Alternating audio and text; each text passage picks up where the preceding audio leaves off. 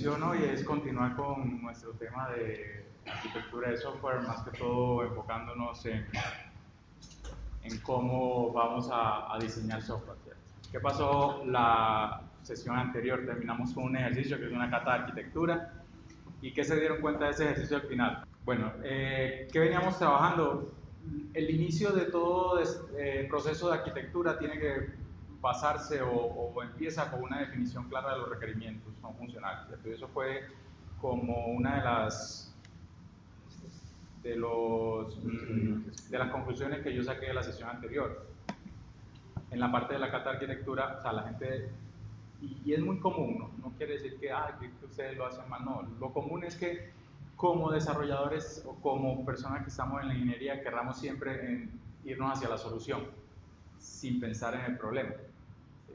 Entonces se dieron cuenta, pues la cata para los que no estuvieron era desarrollar una aplicación o definir la arquitectura para una aplicación que era un call center en el cual se atendían llamadas acerca de dificultades o de enfermedades que podían tener los pacientes y había una comunicación entre este call center y los médicos para poder agendar citas. Básicamente era eso, ¿cierto? Ahí lo importante realmente era la disponibilidad de esta plataforma y el desempeño de la plataforma por los tiempos cortos que se podían tener para poder atender las llamadas o la necesidad de tener tiempos cortos para atender la llamada. Y también había problemáticas o había unos intereses muy importantes en la parte de la seguridad por la información que se tenía de las historias clínicas, que era más desde mi perspectiva como cliente lo que les manifesté. ¿Sí? ¿Qué dificultades hubo al final? Pues salió un equipo, no pudimos tener tiempo como para que los tres equipos que se hicieron pudieran exponer sus casos, pero nos quedamos mucho en la definición arquitectónica superflua, o sea, por encima. Los temas relevantes, por ejemplo, cuáles eran los componentes que estaban, se habló, no, va a haber un IBR, pero ¿qué hace el IBR? ¿Cómo se conecta el IBR con mi aplicación? ¿Cómo la aplicación va a tener interfaces hacia el IBR? ¿Qué información va a mandar? ¿Cuáles son esos elementos de seguridad, de desempeño, de disponibilidad que puede afectar el IBR dentro de esa solución? Todo ese nivel no de detalle, sino de especificación desde el punto de vista de arquitectura queda muy en el aire. Entonces, en eso siempre fallamos, porque nos enfocamos más que todo en la parte funcional y nos olvidamos de complementar nuestras decisiones o nuestra implementación con los elementos no funcionales. En el tema de cómo diseñamos software o cómo diseñamos una arquitectura de software, pues el enfoque básicamente es top-down en el diseño arquitectónico. Siempre vamos a empezar con un diseño o una definición de las estrategias a nivel general para ir después con cada uno de los componentes, ir definiendo cada uno de las tácticas o de las estrategias de arquitectura que vamos a tener. O sea, lo importante, o les voy a transmitir la pregunta, o les voy a hacer una pregunta. Cuando ustedes diseñan software, ¿qué esperan entregar? O cuando ustedes, un arquitecto, les va a entregar la arquitectura, ¿qué esperan recibir? Componentes que se comunican, de qué manera se comunican, ¿qué más? Sistemas legados, ¿qué otras cosas esperan recibir? Tecnologías en las cuales se va a implementar, ¿sí? Todos esos elementos son importantes. ¿Cuál es más importante que otro? ¿Creen que la escogencia tecnológica es algo relevante para la arquitectura? Sí, yo diría que sí, pues, en mi experiencia. Un arquitecto no debería ser tan centrado en el tema tecnológico. De hecho, una vez cuando fui jefe de arquitectos en una compañía de director de tecnología, yo tenía a cargo el equipo de arquitectos y había una persona que era muy buena, era desarrollador y era muy buena en la parte técnica. O sea, el que más cacharreaba, sabía de frameworks, sabía de tecnologías y era un teso para utilizar tecnología. Entonces dijimos, no, este man es muy bueno, vamos a que se convierta en arquitecto. ¿Sí? Le entregamos el primer problema, era una aplicación muy simple en la cual se tenía que definir la arquitectura y lo primero que me dijo fue, No, Lenin, yo quiero volver a ser desarrollador. ¿Por qué? Porque yo no soy capaz de tomar decisiones y de asumir el riesgo, de asumir la responsabilidad de esas decisiones que tomo. O sea, realmente un arquitecto, en la parte tecnológica es importante conocerla, es importante conocer cuáles son las ventajas o cómo puede apoyar o cómo puede afectar la arquitectura o una decisión tecnológica o una escogencia tecnológica o una tecnología específica, pero hay otros elementos que son relevantes desde el punto de vista arquitectónico. Entonces, la parte de tecnología sí, obviamente va a ser relevante porque te va a definir o te va a restringir la forma como vas a desarrollar la aplicación. Y también hay otros elementos alrededor de la escogencia tecnológica. Si la empresa ya te lo define, se te vuelve, lo mencionábamos en la sesión anterior, se te vuelve una restricción en tu arquitectura y tienes que pensar si el equipo de trabajo con el cual vas a hacer la arquitectura sí conoce la tecnología, qué te permite hacer la tecnología, hasta cuándo puede evolucionar la tecnología. Y los otros elementos que mencionaron, los componentes, la comunicación entre componentes y algo muy importante, la responsabilidad del componente es algo que, que nos interesa recibir o nos interesa entregar en una arquitectura. Básicamente es lo que tenemos que manifestar. Pero, ¿de dónde salen esos componentes? ¿De dónde salen esas responsabilidades? ¿De dónde salen? De una necesidad, pero esa necesidad la convertimos en nuestra solución. O nosotros, nuestro deber es encontrar una solución. Pero esas soluciones, o sea, la definición de una arquitectura realmente es un conjunto de decisiones que te van a permitir lograr esas necesidades. Y eso se llama una estrategia de arquitectura. Nosotros, nuestro objetivo dentro de lo que es la arquitectura es entregar una estrategia de arquitectura y los desarrolladores deben recibir una estrategia de arquitectura. Voy a hablar desde las dos perspectivas, ¿cierto? Y una estrategia de arquitectura es un conjunto de tácticas. Y una táctica es una decisión de arquitectura específica.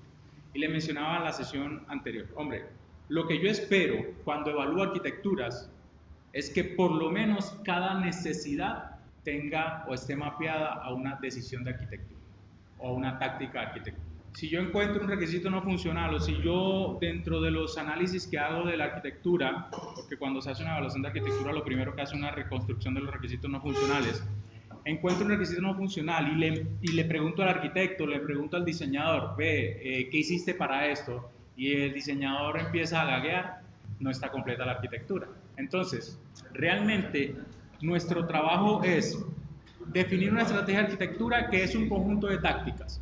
Dentro de ese conjunto de tácticas están los patrones de arquitectura, que básicamente es uno de los elementos que nos interesa de este curso, de estas sesiones.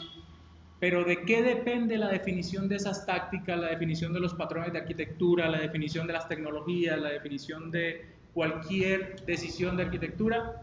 Dependen de los requisitos no funcionales, que era lo que hablábamos en la sesión anterior. Para nosotros poder escoger cuál es la mejor táctica, cuál es la mejor decisión de arquitectura, tenemos que entender, clasificar y analizar muy bien los requisitos no funcionales, partirlos a su mínima expresión para poder saber cuáles son los patrones que aplican a él.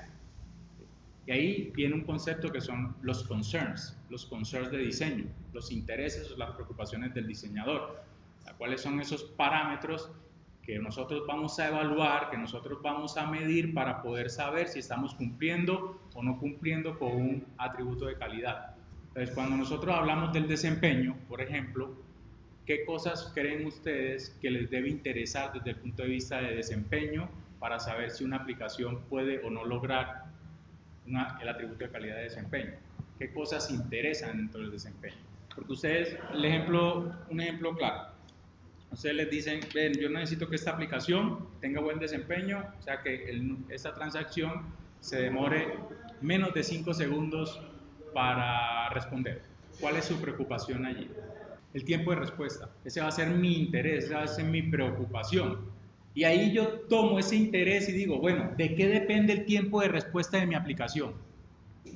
¿De qué dependen los tiempos de respuesta? De la tecnología que elija. O sea que para yo poder tomar la decisión de si voy a cumplir ese tiempo de respuesta, yo tengo que conocer la tecnología y cuándo cuánto la tecnología puede cumplir con ese tiempo de respuesta, ¿cierto? ¿Y cómo lo hace uno? ¿Cómo garantiza uno que una tecnología cumple con los tiempos de respuesta? Testeándola, ¿cierto? Hace comparativo entre varias para elegir la adecuada.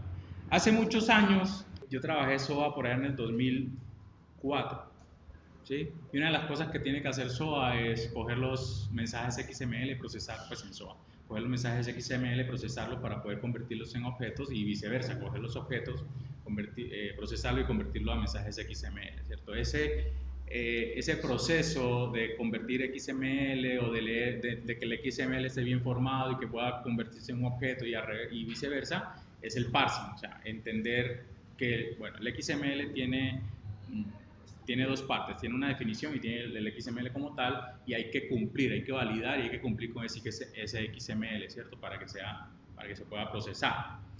Hay unos frameworks específicos que hacen el parsing, los más conocidos, por ejemplo en Java está Xerces, está Salam, está uno de Oracle y hay otras versiones que es el Xerces 2 y bueno. Entonces en ese tiempo nosotros hacíamos parsing de XML y para poder en su momento poder escoger cuál es el mejor framework para procesar XML, tuvimos que hacer una prueba de concepto con todos los frameworks para saber cuál se demoraba menos. Y de esa manera pudimos cumplir con una necesidad de un requisito no funcional, que eran los tiempos de respuesta.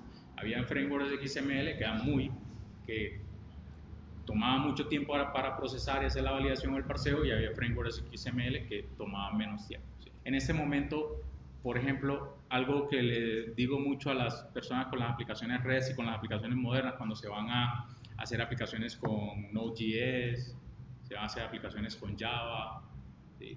No hablo de .NET porque .NET, a pesar de que te puedes trabajar algo sea es un poco más cerrado, entonces hay pocas opciones para poder definir con qué vas a trabajar, pero por ejemplo en Java tú tienes 3 o 4, 5 o 10 frameworks para poder hacer un servicio REST. En Node.js, ¿cuántos conocen para hacer servicio REST? ¿Quiénes trabajan en Node.js? ¿Cuántos conocen? Express. Está Nest, que es basado en Express, pero con Fastify. Está Happy, HAPI, como básico, ¿cierto? O tú lo puedes hacer desde cero si te da la gana. Entonces uno dice, pues yo voy a coger que me dé la gana, eso es lo mismo. No. O sea, si quieres hacer pruebas de concepto, y te pueden dar que Express te puede atender unas 40.000 peticiones por segundo y Fastify te puede atender 75.000 peticiones por segundo. Y hay una diferencia. ¿Por qué? Porque, bueno, si yo estoy haciendo una pruebita de yo solo aquí haciéndome el Hello World, pues eso no va a importar de nada. Pero cuando ya yo tengo 10.000 clientes, los cuales esos 10.000 clientes empiezan a hacer clic y tengo una pantalla hecha con React que le pega, que si yo tengo 10 componentes en React, le pegan directamente esos 10 componentes de manera independiente a la API REST, ya uno empieza a decir, sí, tengo que empezar a pensar en la cantidad de requests por segundo que yo voy a tener para poder cumplir con esos tiempos de respuesta. Entonces le toca hacer unas pruebas de concepto por la tecnología. ¿Qué más? Las bases de datos. Mencionaba, yo hablé de eso en la sesión anterior, yo no soy muy amante de que se pongan procedimientos almacenados en la base de datos. ¿Por qué razón? Mi justificación primero es porque el diseño de software y el diseño arquitectónico tiene un principio esencial y es la asignación única de responsabilidades. Eso es esencial en un buen diseño de software. Entonces, cuando tú pones a hacer a la base de datos dos tareas, le decía la frase, es si vas a hacer una cosa, si vas a hacer algo, haz una sola cosa y hazla bien. Cuando tú pones a la base de datos a hacer múltiples tareas, lo pones a hacer consultas, a manejar el tema de las consultas y lo pones a manejar procesamiento de lógica de negocio, no estoy hablando de que tú no hagas procedimientos almacenados tipo wrapper, sino lógica de negocio pesada dentro de la base de datos con procedimientos almacenados, ya estás poniéndole a dos responsabilidades. Entonces ya empiezan problemas de coherencia semántica y problemas de que la base de datos no va a ser, de pronto no va a ser buena en las dos, desde el punto de vista de desempeño, porque en algún momento le va a tener que asignar procesamiento a una y después asignar procesamiento a otro, y cuando uno tira un solo query, pues bien, pero cuando empieza a escalar tu aplicación y empieza a tirar 20 queries, 30 queries, 10.000 queries, y alrededor de esos otros 10.000 procedimientos almacenados están ejecutando y están moliendo datos por lógica de negocio, ya tu base de datos se va a volver mucho más lenta, porque la base de datos no es infinita, la base de datos es igual un software o una optimización de árboles con R-tree, B-tree o lo que sea, pero al final de cuentas es un software con unas limitaciones de memoria y de procesamiento. Entonces, esa decisión de, es que yo voy a meter procedimiento almacenado en base de datos, procedimientos almacenados, y queries en base de datos, también tiene uno que pensar el tema de desempeño, cómo lo puede afectar. La base de datos también, cómo me comunico con la base de datos, el tema de tiempos de respuesta. Cómo proceso mi información, sacando ya el tema de la base de datos, es otro elemento que afecta el tiempo de respuesta. O sea, ¿cuánto se demoran mis algoritmos en trabajar?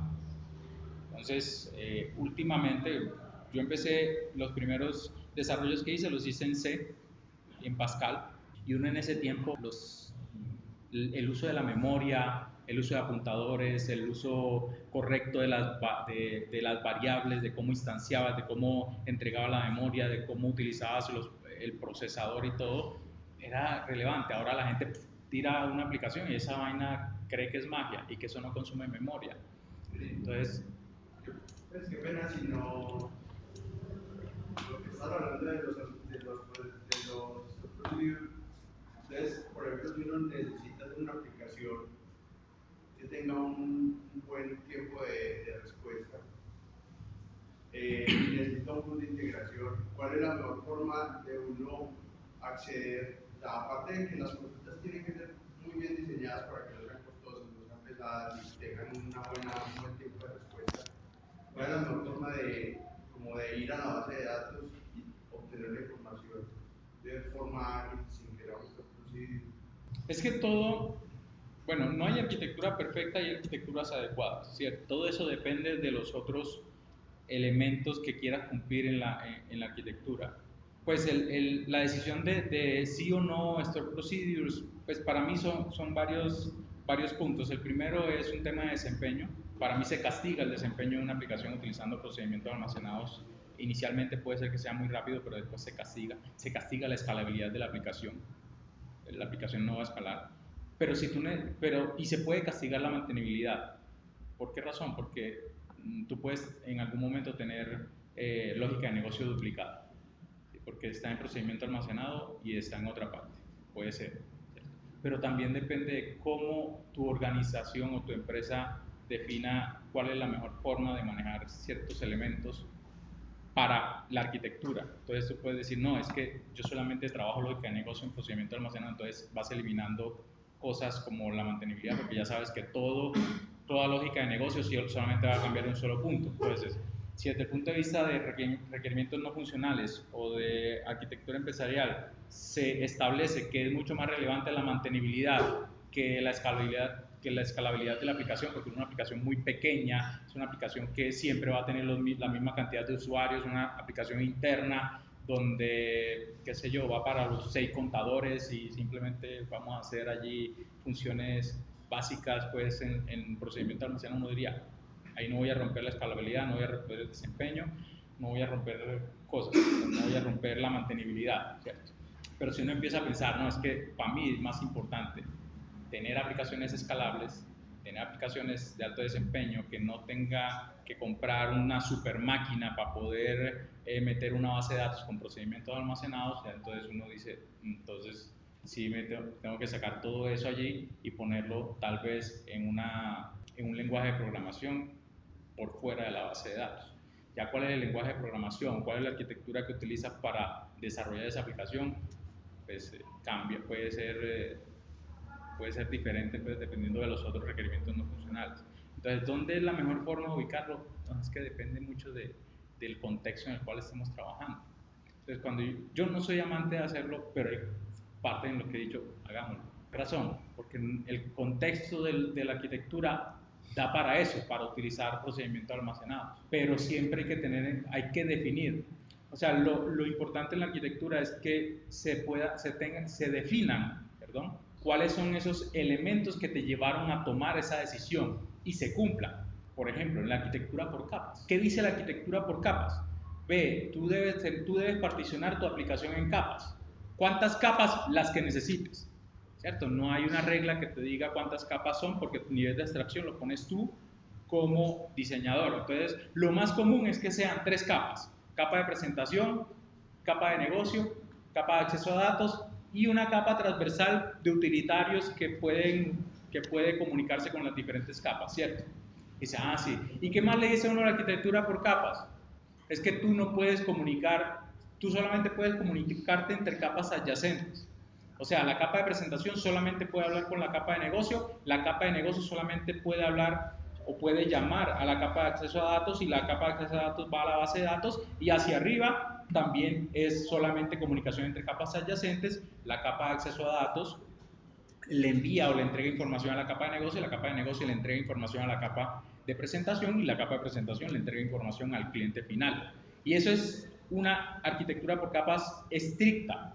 Tú no puedes saltarte capas. ¿Por qué? Porque cuando saltas capas tienes múltiples caminos de comunicación y eso hace que las dependencias de tus componentes aumenten y por ende la mantenibilidad de tus componentes sea mucho peor, o sea, mucho más difícil mantener los componentes porque no sabes cuando hay un cambio a cuánto les vas a pegar, ¿cierto? Uno dice, eso es lo que dice la arquitectura por capa, pero internamente puedo decir, hay ciertos elementos que me obligan a que en algunos momentos tenga que saltarme unas capas, como por ejemplo, yo no tengo lógica de negocio porque estoy haciendo CRUD. Entonces, ¿por qué voy a tener una capa de lógica de negocio donde no tengo ningún componente que haga lógica de negocio? Entonces yo voy de la capa de presentación directamente a la capa de acceso a datos y es válido, pero tiene que estar establecido y tiene que estar descrito. Que en los casos en los cuales hay CRUD, donde no hay lógica de negocio visible, yo puedo saltarme la capa de negocio e ir desde la capa de presentación a la capa de acceso a datos. ¿Por qué razón? Porque si no perdemos coherencia en la implementación. Entonces hay desarrolladores que dicen, no, yo sí voy a entrar por la capa de negocio, así sea CRUD, y hay otros desarrolladores que dicen, no, yo voy a saltarme la capa de negocio porque estoy haciendo un CRUD. Entonces va a encontrar una aplicación, una mezcla de cosas. Hay unos manes que llaman al DAO y hay otros manes que no llaman DAO, sino que llaman a un business logic. Y si esto qué, ¿tengo que llamar o no tengo que llamar? ¿Qué hago yo aquí? Entonces hay que tener coherencia en la implementación de arquitectura. Todos los patrones, todo lo que uno defina, siempre se puede reajustar a las realidades o al contexto de la aplicación, pero tiene que quedar bien descrito, muy bien descrito. ¿Ok? Entonces volvamos a retomar ese marco de trabajo de los diferentes atributos de calidad, ¿cierto? Lo que veíamos allí de la ISO 25000, de 25010, que es Square. Listo, eso ya lo conocen. Si se les olvidó, si de pronto no lo habían visto nunca, pues ahí está, iso25000.com. Vayan, estudiense, entrénense en esto, porque básicamente si uno no es claro en saber esto, pues en saber estos atributos de calidad, no tienes con qué trabajar en arquitectura, porque no puedes trabajar solamente con los requerimientos, con los requerimientos funcionales. Empezamos con lo más importante, les dije, hay 4 atributos de calidad importantes. Voy a pasar un poco rápido por esto, porque yo espero que ustedes tengan conocimiento de esto, por lo menos pueden tener conocimiento experimental o basados en su experiencia, no como, ay, como que yo hice un estudio y todo eso, no, sino que simplemente lo conocen, saben los conceptos y listo.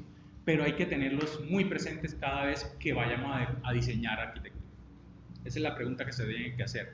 ¿Qué me va a afectar a mí la arquitectura? Entonces, cuando hablamos de desempeño, hay que tener en cuenta los elementos que me sirven a mí para valorar o para medir el desempeño de una aplicación. Primero, la latencia. Y la latencia se ve afectada por varias cosas. La latencia se ve afectada por el tiempo de procesamiento y por el tiempo de pintado de la respuesta, sobre todo en aplicaciones web. La latencia es el tiempo que se toma una aplicación desde que yo le hago clic a un botón o que yo hago una acción en la aplicación hasta que la aplicación me responde. Y controlar la latencia puede ser bastante beneficioso desde la percepción que puede tener el usuario de lentitud de la aplicación. Por eso las aplicaciones web ahora se hacen con Ajax. Ya uno nos perdió el cuento de que eso es Ajax. Por eso ahora se hace con Partial Page Rendering, llamémoslo así, que fue el concepto inicial. ¿Qué pasa? Ya tú no pintas toda la pantalla, sino que pintas solamente los elementos que cambian. Básicamente la aplicación se va a demorar lo mismo procesando, pero la percepción hacia el cliente es que la aplicación se demora menos. porque él no ve una pantalla blanca allí, no ve un botoncito diciendo cargando ni nada de esto, sino que él ve que la aplicación se fue una petición, no cambió y después vino un dato. Esta vaina está más rápida que si me pusiese una pantalla ahí en blanco mientras se pinta todo eso y listo. Por eso la percepción de la latencia hacia el cliente es mucho, pues controlarla es lo mejor que se puede hacer. Esa es la diferencia entre las aplicaciones que son de escritorio y las aplicaciones que son web. Las aplicaciones web siempre van a tener mayor latencia por varias razones. El tiempo de procesamiento puede ser igual, o sea, el tiempo en el cual yo hago el algoritmo puede ser igual, pero el tiempo de pintado de la respuesta y la cantidad de datos que viajan en la respuesta pues, es mucho mayor en una aplicación web. Y esa es la parte, cuando yo tengo dos tipos de aplicaciones, esa es la parte que yo debería controlar para poder acercarme mucho más a tener un desempeño en una aplicación de escritorio. Entonces, por eso implementamos que React, que Angular, que JavaScript, con peticiones asincrónicas y todo este cuento para disminuir la latencia, disminuir el tiempo en el cual nosotros pintamos. El throughput es otro componente del desempeño y es cuántos eventos puedo responder yo en un intervalo de tiempo, o sea, cuál es la cantidad de peticiones a las cuales yo puedo, con la cantidad de peticiones máximas que yo puedo atender. Y yo le hablaba ahora de nuevo la cantidad de requests por segundo. Cuando ustedes están en una aplicación web, lo más importante es poder controlar, bueno, una de las cosas que deberían controlar sería la cantidad de requests que pueden mandar por segundo.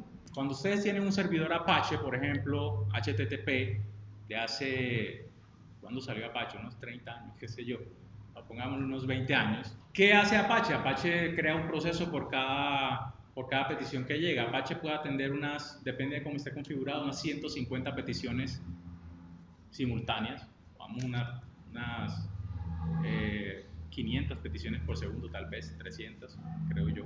Y ya después hay que empezar a meter memoria. Entonces uno dice, ¿qué hago yo para mejorar el throughput? Porque yo no puedo atender solamente 300 usuarios al mismo tiempo, yo necesito atender 10.000.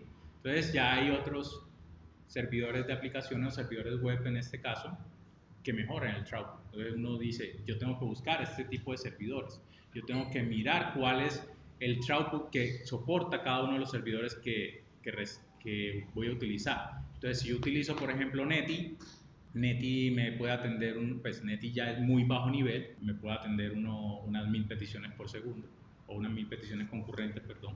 Y si yo utilizo NG y NX, estoy hablando de 2000 o 3000 peticiones concurrentes.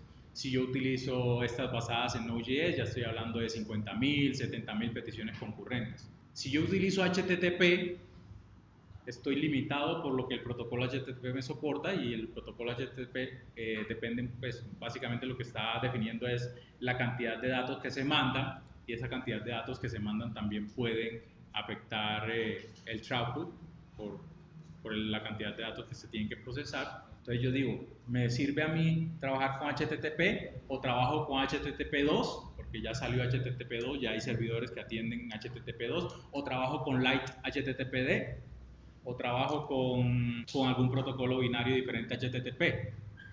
Por ejemplo, no hago mis servicios REST con HTTP, sino que lo hago con gRPC, que es el que utiliza Google, o utilizo Avro, o utilizo Drift, Apache Drift, que son los que utilizan Google, trabaja con gRPC o trabaja con protobuffer basado en gRPC, perdón.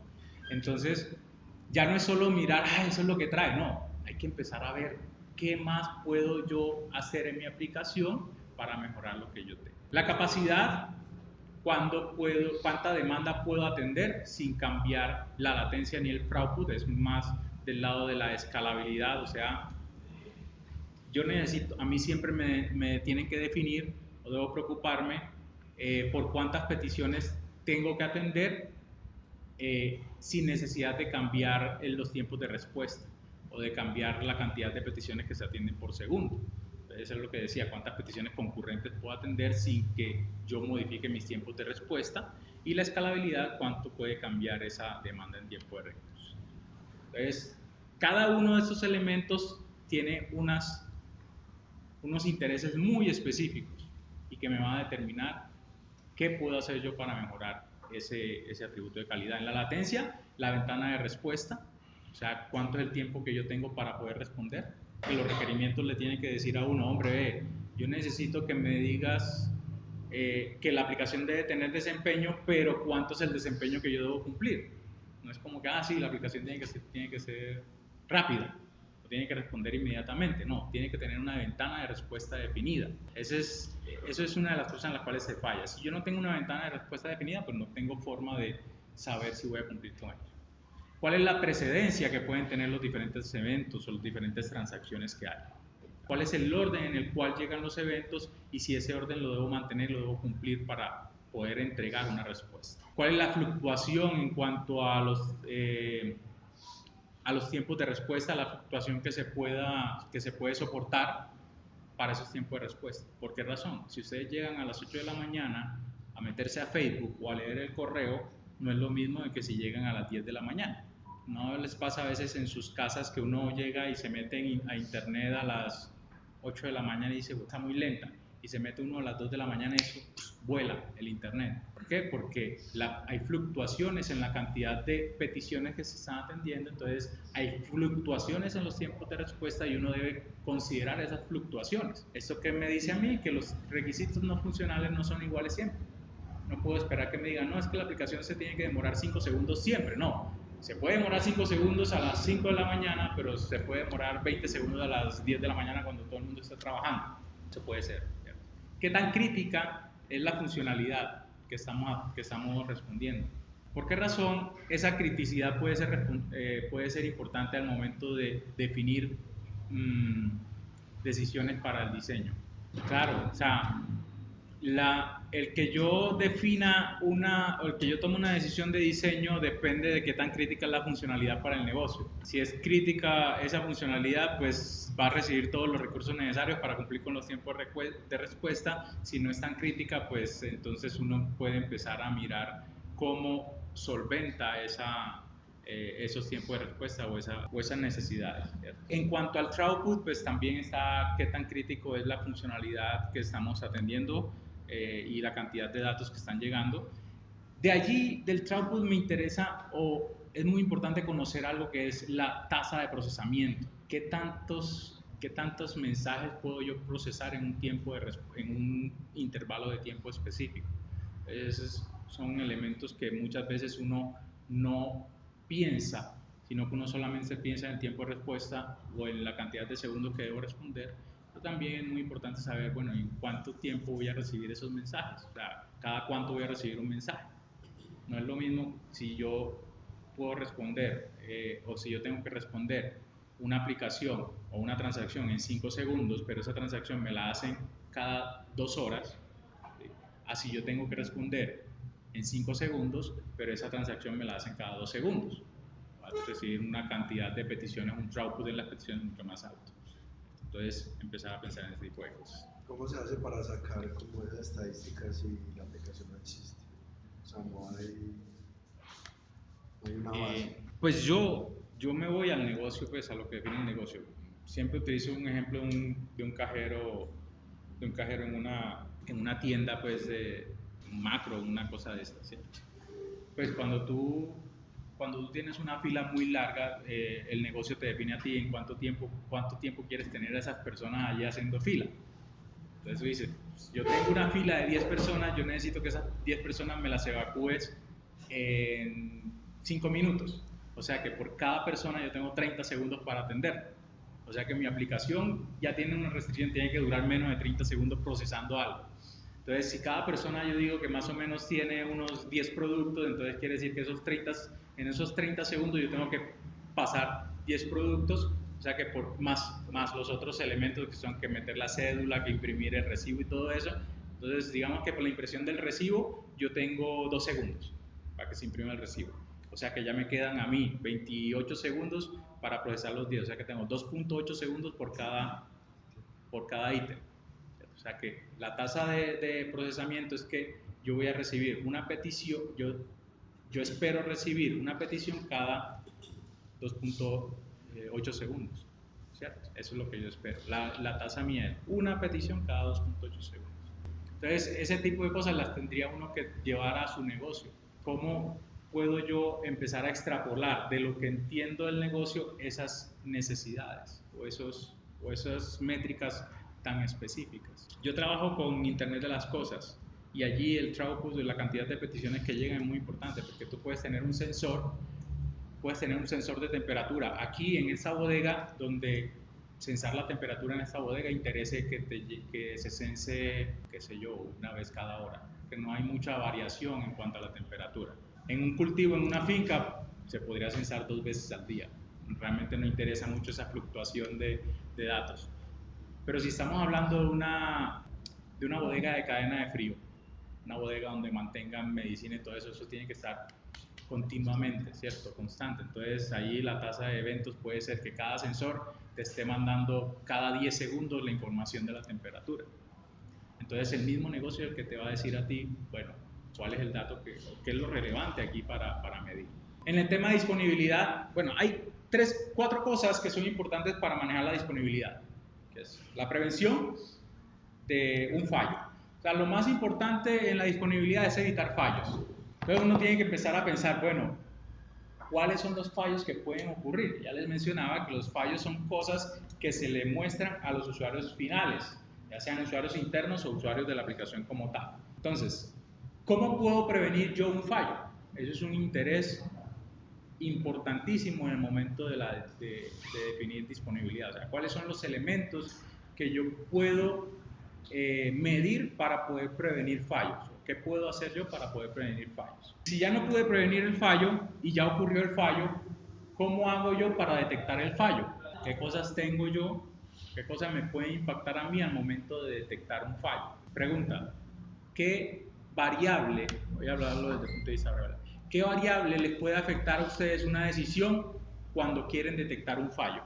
¿Qué variable deben tener en cuenta ustedes para tomar una decisión al momento de detectar un fallo, cuando quieren detectar un fallo? Pongamos que la criticidad del proceso, eso me define a mí, sí, puede ser. ¿Qué tan? ¿Cómo? Que eso básicamente sí está ligado con la criticidad. ¿Qué es importante al momento de detectar un fallo? ¿Qué componente recibió el fallo? ¿Sí? Detectar quién sufrió el fallo. Sí, no es lo mismo tomar una decisión donde diga, falló el computador, a que te diga, es que falló el computador porque el disco duro se llenó. ¿Sí? Entonces es muy importante saber cuál es el componente que falló. ¿Qué hacer con el fallo? ¿Qué notificación dar? Es muy importante. Pues, sí. ¿Qué acción tomo yo ante el fallo? ¿Y qué más? Van 2, yo creo que falta una. Pueden haber más, pues. La frecuencia con la que se presenta el fallo. Sí, para las mediciones, para las métricas puede ser importante. No sé si en la detección, de pronto en la prevención, puede ser importante el tiempo medio de fallo, o en el tiempo de reparación también puede ser importante el tiempo medio de fallo.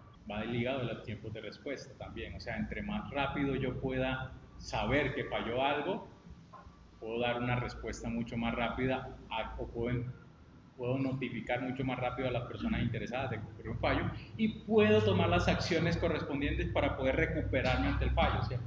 O sea, en la detección de fallos yo debería mínimamente, o una variable que me importa a mí es saber cuál es el tiempo que yo tengo para poder darme cuenta del fallo. Si falló en ese momento, pues a uno le va a decir, no, eso tiene que inmediatamente saber que falló, ¿cierto? El tiempo de respuesta, el tiempo de conocimiento del fallo es una variable importante. Entonces, si ustedes dicen, no, es que yo tengo una base de datos, y es una base de datos bastante crítica, la base de datos donde está toda la plata de los empleados, donde está toda la nómina de los empleados, y esa base de datos se cae, para ustedes, ¿cuál es el tiempo en el cual ustedes deben darse cuenta de que esa base de datos se cayó? Sí, y eso es muy importante también saber las fluctuaciones de allí. O sea, hay una relación con los elementos de desempeño o con las decisiones que yo tomo de desempeño. No es lo mismo que una aplicación se caiga el 5, la aplicación de nómina se caiga el 5, a que se caiga el 30, ¿cierto? Para alguien, para el contador puede ser traumático cualquier día que se caiga, ¿sí? Entonces depende mucho de eso. Pero también el saber, pues si se cayó, cuánto tiempo tengo para poder darme cuenta y poder recuperar, es todo ese tiempo que yo tengo para la recuperación de la plataforma, ¿cierto? Entonces hay varios elementos que son importantes. Primero es cuál es el tiempo medio de fallo, a cada cuánto puede estar fallando la aplicación, cada cuánto soporta el negocio que falla la aplicación. Uno diría, pues, uno va a preguntarle al negocio, hey, ¿cada cuánto quiere que falle la aplicación? No, uno pregunta eso, ¿cierto? Pero uno lo debe tener en cuenta, que si falla, cuánto es el tiempo que puede estar fallando la aplicación varias veces para que se vuelva algo crítico dentro del negocio. Y cuánto tiempo me debo demorar reparando la aplicación. Cuando hablo de reparación, va desde el mismo momento en el que falla, en el que se cae la aplicación, hasta que la aplicación está disponible nuevamente. Y todo eso, depende del fallo que sea, me puede afectar a mí todos los pasos que yo haga para recuperarme ante el fallo. Puede ser tan simple como que si vuelvo a poner el servicio en funcionamiento, o puede ser tan complejo como que yo tengo que analizar la necesidad, si tengo que hacer un cambio en el componente, tengo que levantar un requerimiento, tengo que llamar al desarrollador, que se levante el desarrollador porque fue a las 3 de la mañana, que venga acá, compile, que suba la nueva versión y todo eso puede afectarme el tiempo medio de fallo. Entonces hay que mirar en el evento que ocurrió qué es todo lo que puede darse para poder recuperarme, ¿cierto? ¿Cuáles son los tipos de fallos que se dan? Entonces tenemos preparación ante el fallo, cómo puedo prepararme yo, cómo puedo tener yo una infraestructura adecuada para poder prepararme cuando ocurre un fallo. Entonces allí, por ejemplo, hay algo muy importante que olvidamos, es el downtime tolerado. El downtime tolerado, o sea, si yo tengo tiempos en los cuales la aplicación tiene que estar fuera de línea, ¿cuál es ese tiempo máximo que la aplicación puede estar fuera de línea, sea programado o sea no programado? Eso hay que definirlo y hay que tenerlo en cuenta en el momento de la arquitectura para poder establecer estrategias de despliegue. Que por qué sale un proceso de integración continua, que por qué sale un Kubernetes o por qué sale un Ansible o cualquiera de estos elementos, es porque nuestras definiciones de disponibilidad, nuestros tiempos de recuperación y nuestras definiciones de mantenibilidad me establecen tiempos, me establecen unas restricciones para poder entregar para poner disponibles los sistemas o para poder poner los servicios disponibles. En la detección de fallos, que decía dos cosas importantes, el monitoreo, cómo hago monitoreo de la aplicación, qué se necesita monitorear, cuál es la velocidad con la cual yo debo monitorear y entregar una respuesta, y a quién debo notificar. Cuando yo recupero ante fallos, es el tercer elemento que debo tener. Ya falló, ya pasó la cuestión, ¿cómo me recupero yo? ¿Cuáles son los elementos que debo tener en cuenta allí? Primero, el tiempo en el cual yo debo restaurar, algo muy relevante, eso me va a definir a mí los modelos que yo puedo utilizar para esto. ¿Qué modelos conocen ustedes de tiempos de restauración? ¿Qué tienen definido aquí en línea directa como tiempos de restauración? ¿Qué es para ustedes un modelo de restauración en frío? Cuando no hay operación en frío. En frío es que no hay necesidad, no hay unos límites muy críticos para poder restaurar el servicio que se cayó. O sea, yo puedo tomarme más de 2 horas, 3, 4 o 5 horas y no hay problemas, ¿cierto? Eso es una restauración en frío, ¿sí? O sea, todos los elementos pueden seguir funcionando y este elemento que se cayó, no hay problema si está abajo. Los tiempos son mucho más laxos. Cuando es en tibio, un one restart, exacto, hay unos límites intermedios. Eso lo establece la compañía dependiendo de la criticidad del proceso. No es que yo le dije 2 horas y ya, para todo siempre 2 horas. No, ustedes pueden definir que por ejemplo, su recuperación en frío puede demorarse 48 horas. Hay recuperaciones en tibio, por ejemplo, que pueden ir entre 2 horas y 48 horas, o pueden ser entre 1 hora y 2 horas. Y la recuperación en caliente puede ser de inmediato o menos de 2 minutos, por ejemplo. Entonces uno dice, bueno, ¿qué tenemos definido acá para la restauración de los sistemas? ¿Cuál es el sistema más crítico de ustedes? Pedidos. ¿Cuáles son los tiempos de restauración de pedidos? A ver, la seguridad. Y esto lo voy a poner desde la perspectiva de sus casas porque uno siempre en la casa quiere tener seguridad, ¿cierto? ¿Qué elementos le interesan a uno para poder implementar seguridad en la casa? Por ejemplo, cuando tú implementas una cámara es porque, ¿qué quieres hacer con esa cámara? Estar monitoreando. ¿Y para qué monitorea uno? Para detectar si hay algún intruso, ¿cierto? Entonces, en la seguridad, una de las cosas que le interesa a uno es detectar, prevenir, ¿cierto? Prevenir, detectar. ¿Y para qué quiere identificar? Yo también quiero poder hacer reconstrucción de los hechos para tomar acciones con esa reconstrucción de los hechos, ¿cierto? O sea, ¿cómo me recupero ante un ataque? Entonces yo quiero prevenir ataques, obviamente. Entonces, para prevenir ataques, ¿qué puedo hacer en mi casa? Poner una reja, poner una puerta. Eso me permite a mí poner un candado mucho más grande, ¿cierto? Eso es prevenir ataques. Yo quiero detectar el ataque. Entonces, para detectar los ataques, ¿qué hago? Una alarma, un sensor de movimiento, ¿sí? Pongo el perrito que haga bulla, pongo un pato, un ganso, esos también son bravos. ¿Y qué más puedo hacer? Ya detecté un ataque, ¿qué me interesa a mí saber? Recuperarme ante el ataque. Y para recuperarme ante el ataque yo, a ver, puedo tener grabación, un log de qué pasó para saber, bueno, este man se robó tal cosa. Y me puedo recuperar ante un ataque también, ¿de qué manera? Compro un seguro. Entonces el seguro me paga a mí lo que se me robaron, ¿cierto? Pero ¿qué cosas me interesa a mí saber, por ejemplo, o qué elementos son importantes para yo prevenir un ataque? ¿Qué analizarían ustedes para poder tomar decisiones en cuanto a la prevención de ataques en su casa?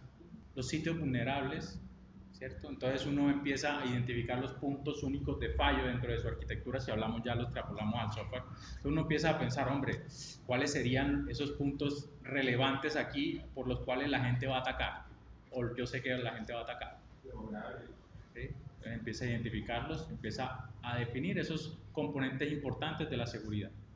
Si yo quiero detectar ataques, ¿qué sería lo relevante para detectar un ataque? ¿En qué pensarían ustedes? O sea, yo puedo comprar una alarma o puedo comprar una cámara o puedo comprar un perrito. Puedo adoptar un perrito, pues adoptemos, no compre. ¿Qué me lleva o qué me motivaría a mí a escoger una de esas tres? Costos de la implementación, la eficiencia, o sea, qué tan rápido puede detectar eso, qué tan bien puede detectar eso, ¿cierto? No es lo mismo comprarse un WAF, pues ya hablando de la infraestructura, un firewall con análisis de internet, a comprar a dejarlo a que lo haga uno mismo en la aplicación, ¿cierto? Entonces, los costos. ¿Qué más? Los tiempos de respuesta. No es lo mismo comprarse un WAF por allí que simplemente te diga cuáles son las tramas en una pantallita, a comprarse un WAF que haga análisis de tramas y te avise a ti que hay una trama que puede ser de pronto una amenaza. Entonces, tiempos de respuesta también en cuanto a la detección de ataques. En la recuperación ante ataques, ¿qué creen ustedes que es relevante? ¿Cómo pierdo menos? O sea, aplican los elementos que hay en la disponibilidad. Cuando yo recupero ante una caída, yo tengo que también mirar cuáles son los elementos que yo debo implementar o que yo debo tener en cuenta para perder menos.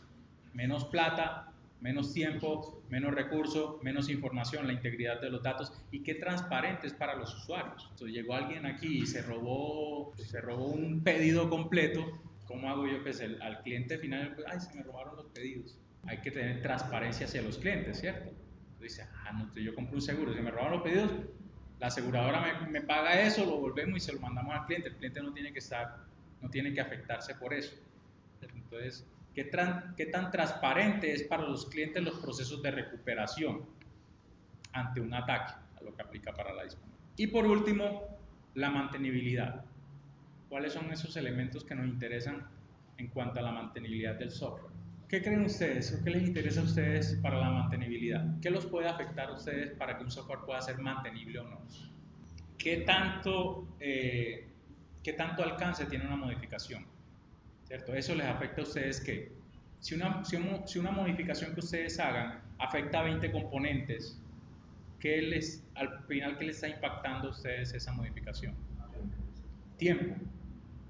Y tiempo es plata, ¿cierto? Y el tiempo lo podemos medir en time to market, por ejemplo, en las aplicaciones. que la aplicación salga rápido hacia el mercado y yo tengo una promoción y la competencia tiene otra promoción similar, pero la promoción mía se demoró 2 semanas más en salir porque es que el desarrollador para poder hacer un cambio, para poder meter la nueva promoción, tiene que meter y todo un proceso de, de análisis y de implementación que se toma 2 semanas. Entonces el alcance es muy importante. ¿Qué más? Siempre tiene que haber un control de excepción, control de fallos en el software. ¿Eso es más para qué? Para la disponibilidad. Si uno pues, modularizarse el software para que sea menos costoso hacer cambios. Sí. ¿Cierto? Modularizar es controlar el tamaño de los componentes. Si los componentes son mucho más pequeños, es mucho más fácil ubicar los cambios. Eso es premisa del diseño. Los componentes siempre divide y vencerás. Y eso es, digamos que uno por cada pedacito de código que usted controla, los que le pueden causar excepciones, también te va a ayudar en la gestión del cambio. Porque vas a poder identificar rápidamente dónde ocurrió un fallo. Los cambios en el software, o sea, básicamente la mantenibilidad se ocupa de cambios, ¿cierto? Y los cambios surgen por 3 cosas. Porque la aplicación está funcionando mal o tiene un fallo, porque la aplicación necesita una nueva funcionalidad o porque la funcionalidad, la aplicación, una funcionalidad existente necesita cambiar o necesita adaptarse, ¿cierto? Pero básicamente esos 3 elementos se ven afectados por los tiempos en los cuales tú puedes hacer el cambio. Eso es la mantenibilidad. ¿Qué tan rápido puedo hacer o puedo implementar uno de esos cambios? Y los cambios van desde que tú sabes que hay que hacer el cambio hasta que lo pones nuevamente en servicio o en producción. Todo eso es el tiempo que tú tienes de cambio. O sea que tienes todos esos pasos que tienes en tu proceso de desarrollo para disminuir el tiempo de cambio. Por eso es muy importante también, si yo tengo unas restricciones de mantenibilidad, como que me digan a mí, no, es que yo quiero que si hay una nueva funcionalidad, si hay un cambio en la estructura de los archivos con los cuales se hace un diseño, esa implementación de la nueva estructura se haga en menos de una semana. Dice, pero es que aquí nada más escribir el requisito se están demorando 2 semanas y que lo apruebe el gerente se demora otra semana más. De ahí perdimos, ya llevamos 3 semanas para cumplir en una, ¿no? Entonces los procesos de desarrollo también me afectan a mí la mantenibilidad. Uno ahí dice, bueno, vamos a meter agilismo, o vamos a quitar a este man que no tenga que aprobar, hagámosle eso directamente. Y ya viene el proceso, listo, ya llegó el requisito, viene la planeación, después de la planeación viene el análisis del requisito. ¿Qué tan rápido puedo hacer el análisis del requisito? Dice, tengo que tener matrices de trazabilidad para poder identificar cuando yo hago este cambio qué otros componentes voy a impactar. Por eso se mantienen las matrices de trazabilidad, para no tener que ir a leer el código cada vez. No, es que si yo toco aquí, tengo que tocar acá y tengo que leerme el código para saber dónde toco en otra parte. No, matriz de trazabilidad te dice dónde está todo tocándose, ¿cierto? Después tiene que hacer la implementación, la codificación. Entonces, si el código está muy enmarañado, si tiene muchas dependencias, es mucho más difícil de mantener. Si tú tienes allí un código orientado al espagueti, es mucho más difícil de mantener. Después, la capacidad de que el componente sea aprobado. Entonces, ¿cómo puedo yo implementar elementos para que el componente pueda pasar a prueba rápidamente y me pueda detectar errores rápidamente también? Si yo lanzo excepciones, si yo tengo una bitácora central de errores para poder, esa vaina está fallando todavía, entonces el tester ya no tiene que esperar a que le brinque por allá, sino que la aplicación inmediatamente me dice a mí que está fallando, ¿cierto? ¿Cómo hago yo pruebas de integración? ¿Cómo hago yo pruebas automáticas unitarias? ¿Cómo hago pruebas de aceptación automáticas? Eso hace que la testabilidad, la capacidad de que el componente sea aprobado sea mucho más rápida, sea mucho más alta. Y ya después las opciones de despliegue. ¿Qué tan rápido puedo hacer un despliegue? Ahí es donde entran los microservicios. Entonces les decía, los microservicios no es más que una arquitectura de despliegue. ¿Para qué? Una de las cosas es para mejorar la mantenibilidad de la aplicación. Porque no es lo mismo hacer un despliegue de un monolito, ¿sí? No es lo mismo coger todos los 300 los 300 componentes que tiene una aplicación monolítica, o los 2 millones de componentes, o las 60 millones de líneas de código, compilarlas, convertirlas en un paquete, meterlas por allá, sacar de servicio toda la aplicación, acoger un componente independiente, analizarlo independiente, hacer el cambio independiente y solamente desplegarlo él independiente. Los otros no se ven afectados, por ende las otras personas que utilizan otros servicios de la aplicación no se ven afectadas. Esa es la ventaja de microservicios desde el punto de vista de mantenibilidad. Me disminuye a mí unos montones de tiempo en cada uno de los pasos del proceso de desarrollo para poder hacer un despliegue mucho más adecuado. Analizar qué tan complejos son los componentes también es muy importante en la mantenibilidad. La complejidad de los componentes está en el tamaño de los componentes y también en la cantidad de dependencias que pueden tener esos componentes. Entre más pequeño sea el componente, es mucho más sencillo de analizar, más sencillo de modificar. De hecho, por ahí muchas prácticas que dicen cada método de una clase, por ejemplo, cada método de una función debe tener, cada función de un componente debe tener 3 líneas de código máximo. O sea, que uno debe particionar tan pequeñito que solamente pueda tener 3 líneas de código en cada función. Puede ser exagerado, pero dicen que es muy bueno porque la complejidad se mantiene pequeña y el tamaño de los componentes. Si uno tiene que controlar una tabla en base de datos que tiene 128 columnas, pues me dice, así necesito 128 columnas en una tabla de base de datos, si es fácil de mantener, si es fácil de desplegar, si es fácil de hacerle un backup, o más bien particiono esa tabla en diferentes tablas con los campos específicos para un dominio específico. ¿Sí? El tamaño de los componentes es importante. Entonces hay que tener en cuenta esos elementos al momento de diseñar. Después de eso, pues pasamos